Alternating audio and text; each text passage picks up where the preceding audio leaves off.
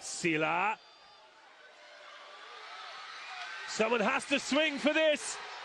And the ball goes down. Imoco volley Conegliano.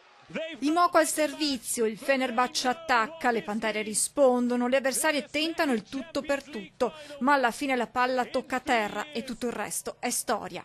18-25, 22-25, 26-28 è la tripletta vincente che porta l'Imoco Volley direttamente alla finalissima di Champions League del 18 maggio a Berlino.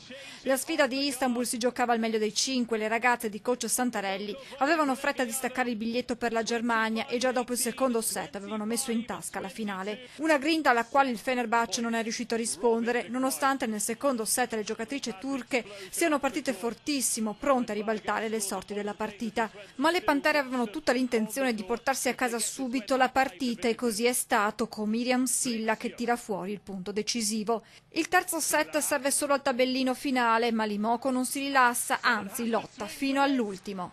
Questa sera abbiamo giocato secondo me una gran gara in palasport non facile, con un pubblico non semplice.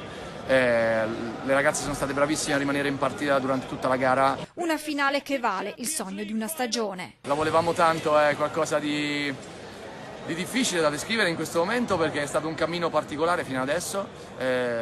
Ora ci manca forse il passaggio più difficile, no? A fine gara l'entusiasmo della squadra è incontenibile.